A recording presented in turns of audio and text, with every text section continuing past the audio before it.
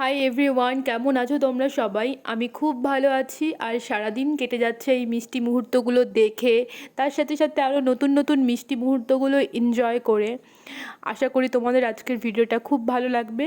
এই যে ক্লিপিংগুলো আছে আমার মাম্মামের ছোটো থেকে বড় হওয়ার কিছু কিছু মুহূর্তগুলো আমি মোবাইলে রেখে দিয়েছিলাম, কিন্তু সময়ের অভাবে অনেক দিনই লেট হয়ে গেল আপলোড করতে, এডিট করতে। সত্যি কথা বলতে আমি বললাম না, টাইম ম্যানেজমেন্ট একদমই করতে পারছি না। কি করব বলো, পারছি না তো আর কি করা যাবে। জানো তো, আমি যখন প্রথম কনসিভ করলাম তখন সত্যি সত্যি অনেকটা ভয় লাগছিল, কি করে সামলাবো, কি করে কি হবে।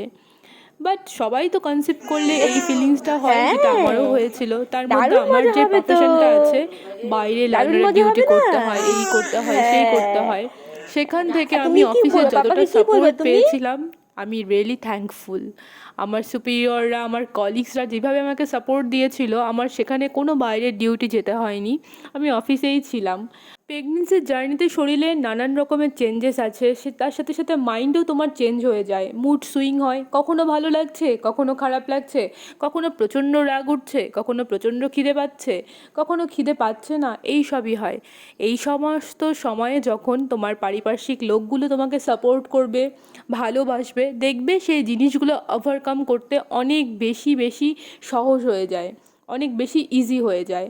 আমার হাজব্যান্ড যতটা পেরেছে করেছে, তারপরে তো আমি আমার বাড়িতেই ছিলাম, আমার মা বাবা অনেক অনেক অনেক করেছে, আমার বান্ধবী ছিল আমার সাথে। সেই দিনগুলো সত্যি খুব ভালো কেটেছে। আর জানো তো, আমার ডেলিভারি নিয়েও একটা স্টোরি আছে, কখনো একবার শেয়ার করব। আমি ওটি রুমে গিয়েও ব্যাক করে ঘুরে এসে আমার 3 ঘন্টা পরে আবার ওটি হয়েছে, আমার নিজের দোষেই হয়েছে, সেটা নিয়ে একটা গল্প আছে, পরে কখনো শেয়ার করব। যখন আমার ওটি হলো, আমার তো সি সেকশন সিজার হয়েছিল, তারপর আমি ঘুমিয়ে পড়েছিলাম আর কি। ওটি হওয়ার পরে আমার সেন্স ছিল না, তারপর যখন সেন্স ফিরলো দেখলাম একটা সাদা ফুটফুটে বাচ্চা, হাত পাগুলো অনেকটা আমার বরের মতো, চোখ মুখ গোল, পুরো ঘুমিয়ে আছে, আর খিদে পেলে মায়া মায়া করে কাঁদছে। কি কিউট মোমেন্ট! মনে হলো এই ছোট্ট পুতুলটা আমার একদম, হ্যাঁ, একে আমি চটকাবো। তারপর আর ধীরে ধীরে যখন বড় হলো, আমরা সত্যি যাবো সত্যি তো আজকে। খুব হ্যাঁ, ভালো মেলায় লাগলো। যাবো।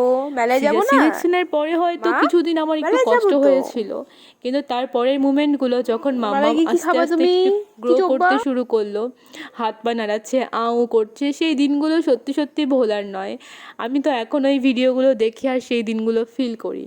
যেহেতু আমি ডেলিভারি হওয়া থেকে আমার বাড়িতেই ছিলাম, অনেকটা সময় ছিলাম, আমার বাবা মা, আমার দাদা বৌদি, আমার বোন, আমার বান্ধবীরা সবাই ওকে নিয়েই মত্ত ছিল, কেননা বাড়িতে ওই একমাত্র ছোট বাচ্চা ছিল। আর সবাই দেখবে ছোট বাচ্চাকে ঘিরে থাকে, আর ওকে ঘিরে সবাই ছিল। এবং ওর তো আমাদের সময় কি করে কেটে যেত ওকে নিয়ে জাস্ট বলার মতোই না, জানো।